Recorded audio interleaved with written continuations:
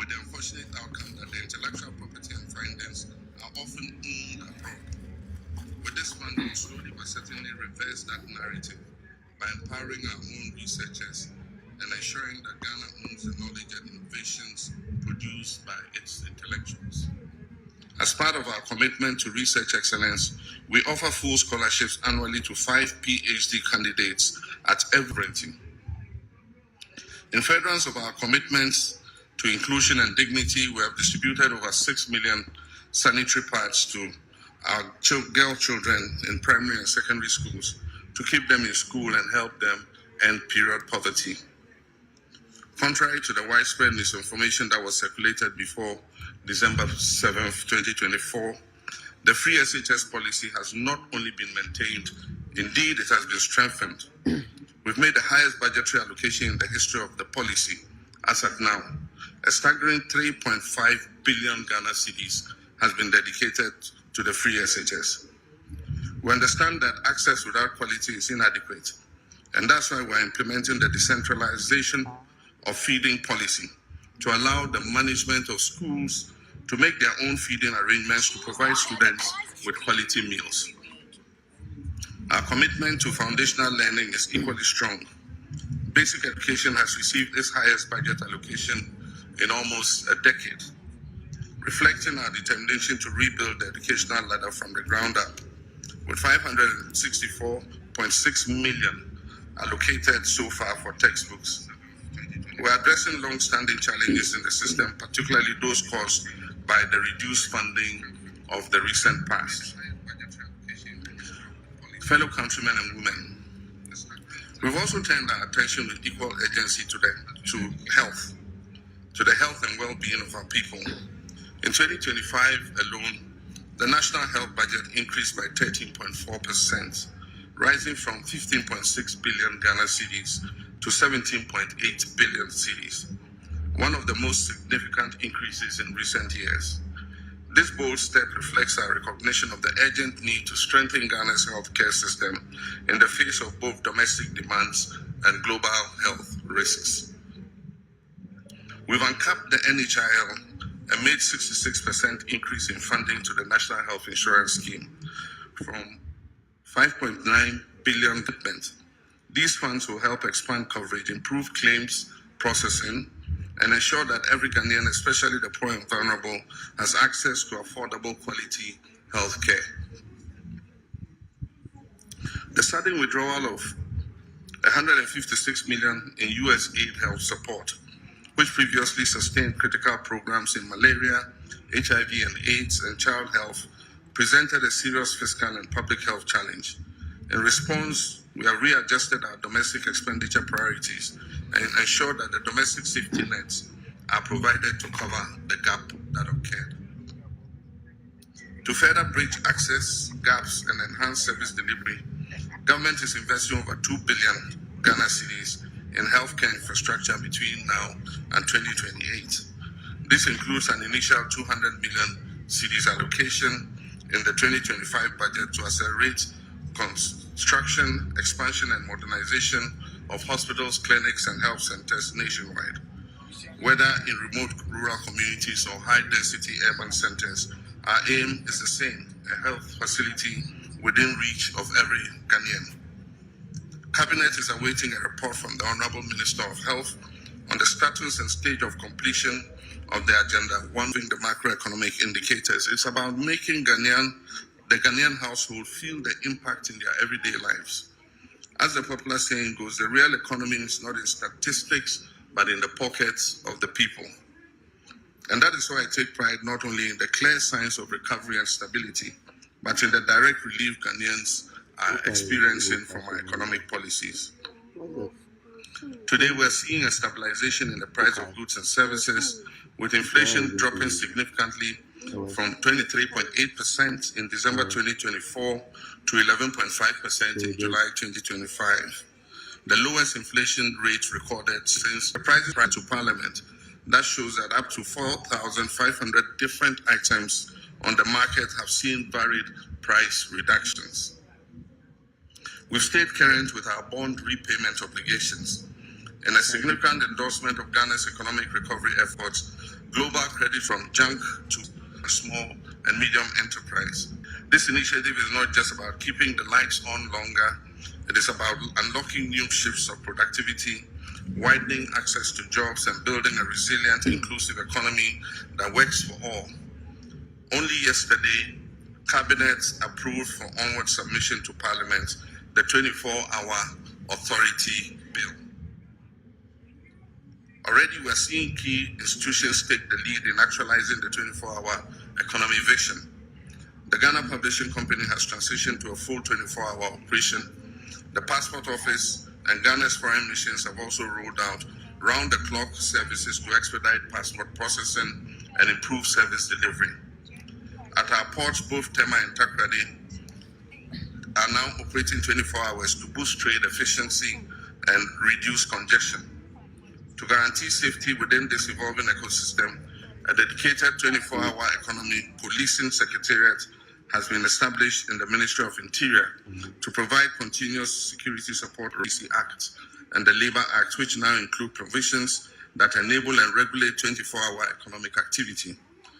These legal reforms will ensure that businesses, investors, and workers alike are supported by a framework that protects rights while encouraging innovation and growth. Complementing pathways to employment, particularly for our young people and artisans. These programs are equipping thousands with the skills, tools, and opportunities they need to succeed in today's job market. Thousands of young Ghanaians are currently undergoing training under the 1 Million Coders program, our bold strategic initiative to build Ghana's digital talent base and prepare attainable employment opportunities through innovation, entrepreneurship, and global ICT competitiveness. Additionally, in the extractive sector, the Gold Board is formalizing Ghana's gold trade. As of today, gold trading is a reserve for only Ghanaians. This strategic move will help maximize national benefits, enhance transparency, and ensure that the wealth generated from our natural resources is reinvested in our communities and national development. We're also taking decisive action to protect our environment and natural resources from destruction. A dedicated national task force is currently in place, actively combating the menace of illegal mining. As a result of their operations, hundreds of excavators, water pumps, and other heavy equipments have been seized, disrupting the networks that have long exploited our lands and our rivers. In addition to enforcement, we are reclaiming what has been lost. 9 forest reserves have been successfully recovered from the great trees. Steps are currently underway to repeal LI 2462 to formalize our commitment to mine in our forest reserves. The repeal of LI 2462 is therefore intended just to crystallize in law what we have already demonstrated in practice, which is our commitment to protect these forest reserves. My friends, understand that public accountability and the recovery of looted state resources are at the top of your expectations from my government. And let me assure you, my fellow citizens, that we've not wavered in our commitment for even a moment. Neither have we been complacent. What you are witnessing is not inaction, it is our steadfast adherence to due diligence, due process, and fairness in the pursuit of justice. Yes, our insistence on doing things the right way may afford those who have looted this country some temporary relief, but let me be clear, it will not grant them permanent escape. Across multiple fronts, active pursuits and prosecutions are well underway under the Operation Recover All the Loot. Over 200 cases are under active investigation, with about 80 people interrogated so far. Several prosecutions have begun, progressing steadily and remaining firmly on course. In the Republic versus Edubwan and 3 others, the state has submitted witness statements together with all other documents, and trial has commenced. And the first of 3 prosecution witnesses have been called and have been cross-examined, as all preliminary matters have been concluded and the trial is set to commence. For the National Service Authority case, due to its expansive nature, charges have been drafted and will be filed as soon as the legal year begins against the following person: the Republic versus Osei Sibe, the Republic versus Eric Nyako, the Republic versus Gifty Owari. Also for the National Cathedral, we are waiting a forensic audit from the Auditor General. Additionally, charges have been drafted and are ready for filing in the case of Republic versus Wuntumi and Akuta Mining. The Economic and Organized Crime Office, YOCO, is finalizing its report with respect to Exim Bank transactions. Dockets are in preparation for the buffer stock, the March set case, and approximately 20 other cases currently.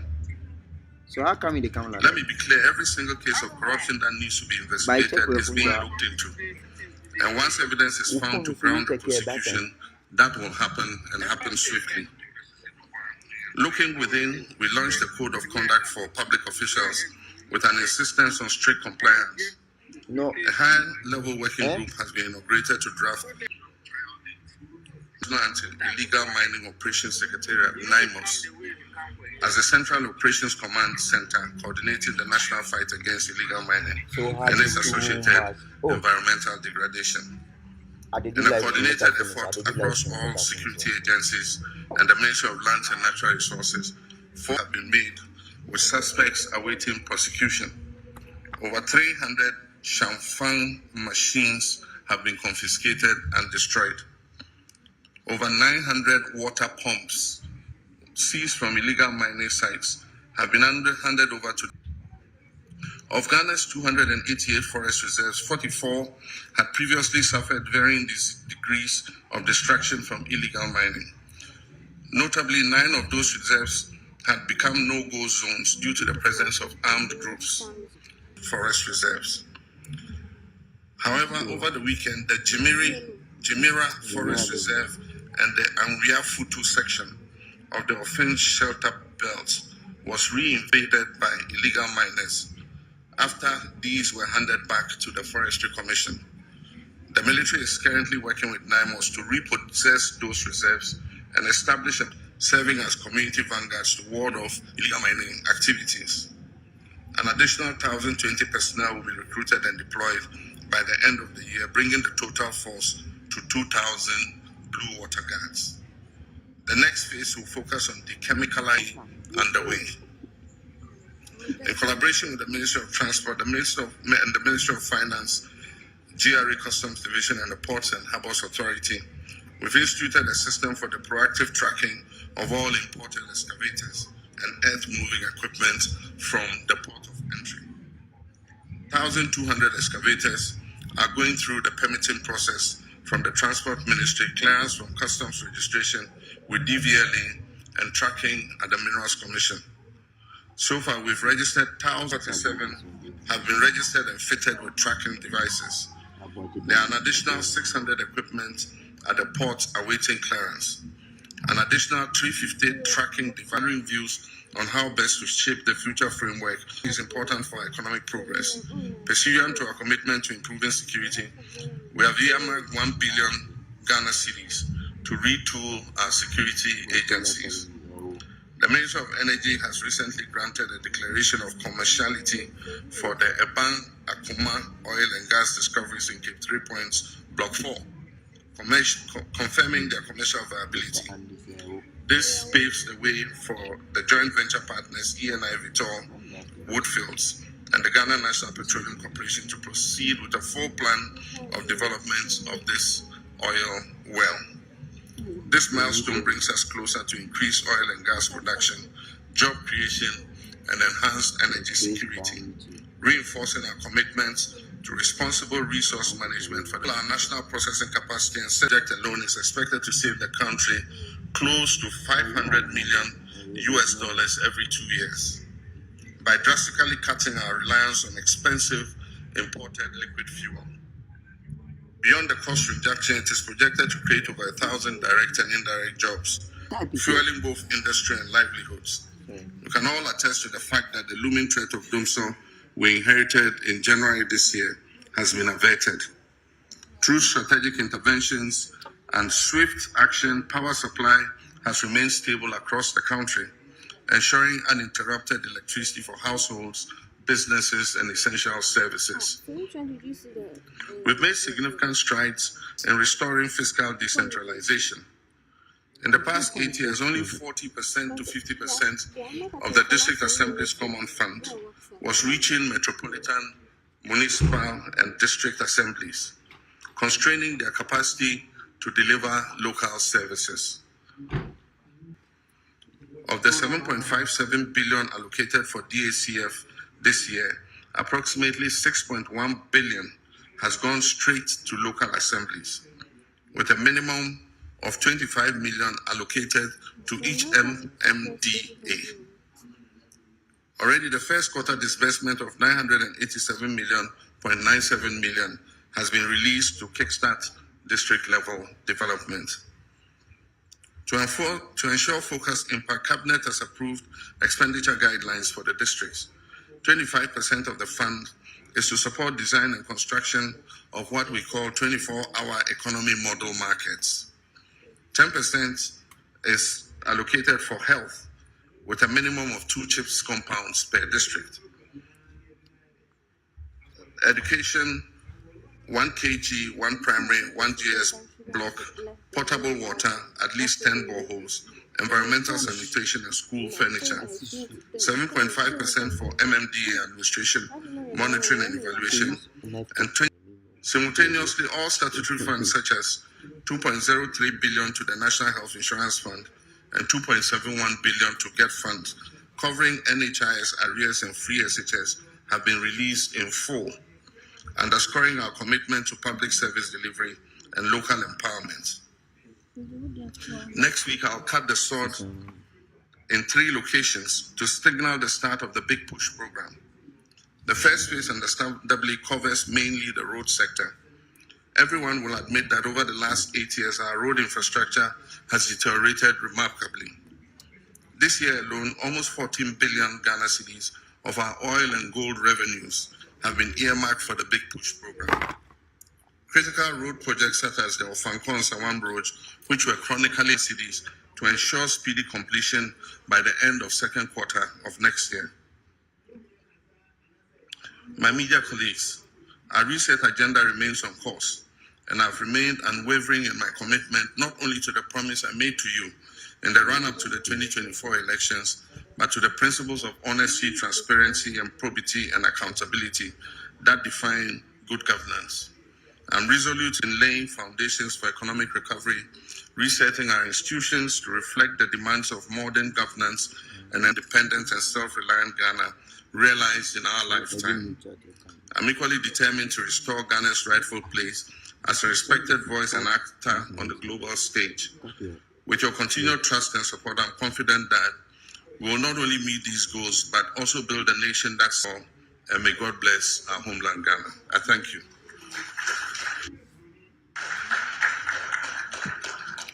Thank you very much, Your Excellency. At this stage, we will delve straight into the question and answer session, which will be guided by the following rubric. There will be 1 question per question, and this is to ensure that we maximize the time. This program is supposed to last for 1.5 hours, and we are due to leave here at 9:30. I would also entreat you to avoid lengthy preambles to questions so that we can afford as many of you the opportunity to ask questions. There will be 5 batches of questioning with 4 questions in each batch.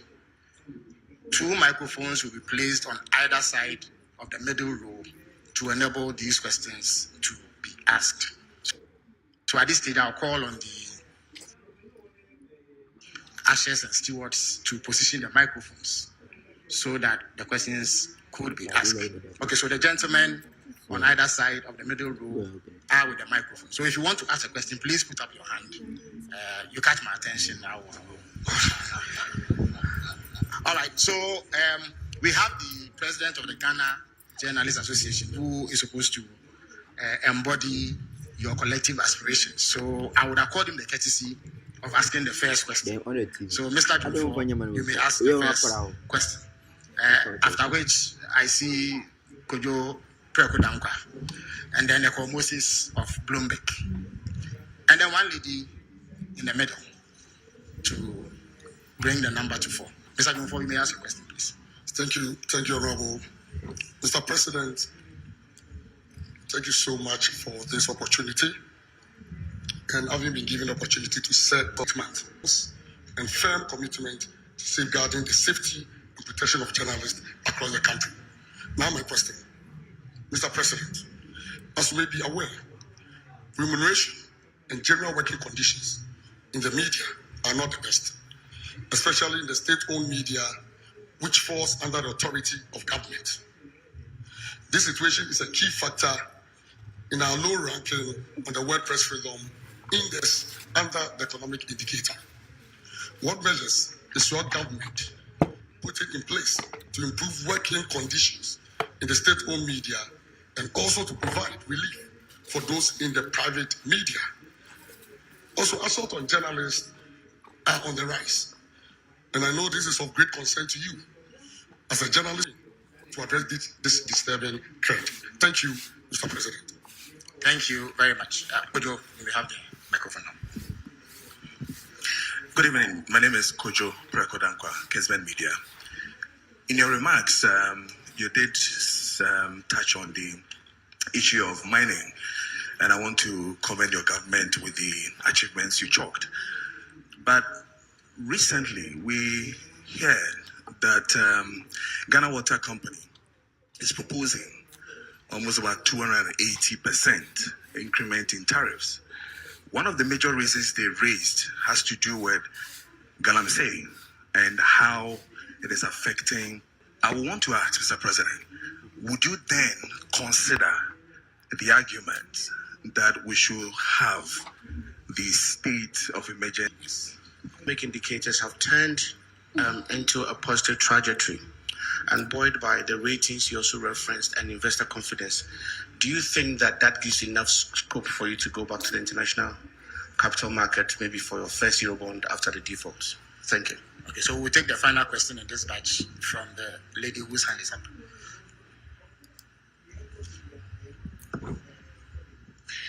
Medase, Idiamaje so ene apena pukua when near me wo Adam Brands of 5 in July, it was through by 14.75. And the Emoluments Commission that would over the last 8 years, the group that is able to don't go on strike, and so the disparities have occurred again, and so we're in consultation with organized labor to see what the public sector. Government does not have control there, and what happens is we have such a proliferation of private media. Maybe we had fewer, then the advertising revenue would go around and people can have vacation, and so you cannot live with for a while. Natural competition will phase out the stations that are not competitive, and those that are able to survive will see that they're able to make more money from advertising. The main revenue for media all over the world is advertising, and so we'll see how that goes. I've condemned assaults on journalists. So it's a matter of educating people, and I've been carry out, and I will the security person are doing your job, and so you don't have the right to assault them or to manhunt. And which is the PURC, cost of productions. Now, I mean about so I propose 200 tariffs on your money and medical losses are almost 42%. Some crofo movia, Irabema, a tono, a bona bafom, and see a Juma Begusway. Bloomberg reforms that we have been implementing in the economy to the capital markets. We've survived without going to the external market to borrow, and yet we've survived. And so we shouldn't be in a hurry to go back to the capital market. All we've done is to reorder our expenditure and push funds to areas that are of priority. Primary balance, the target of. Skemenia Mano, I'm the host of TV3's Hot Issues. We look forward to your return to the iconic show. Saw a very bullish rise in the value of the CD. We are not seeing the same in the third quarter. So far, we are told that it's lost about some 13%. When it was on its rise, the IMF had warned that the country was over-interfering, which is why we were seeing the performance. My question tonight is, Mr. President, did you manipulate the performance of the CDs that period of time, and what's the plan to revive it? Thank you very much. Nana Mejakwa has the floor.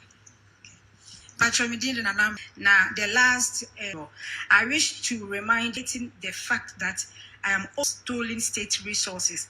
Is willing to enter into negotiation and other offences procedure amendment. Attorney General, State Attorney, say we're being Tariff into their mind, be boosted as a substitute to what we may have been losing from the Alfred, you may have the last word in this batch.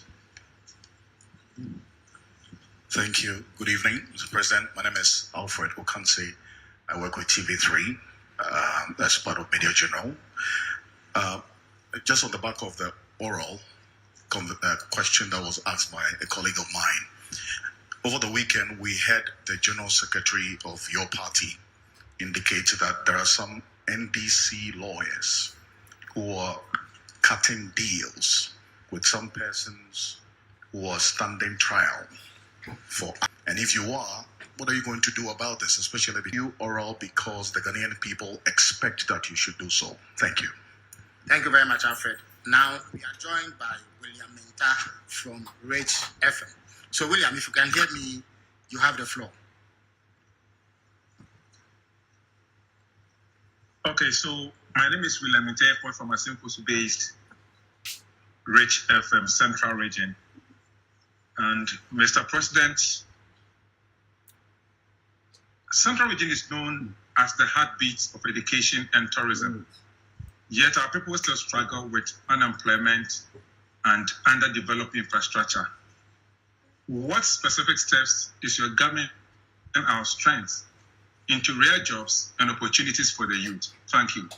Thank you very much, Your Excellency. You may answer these questions.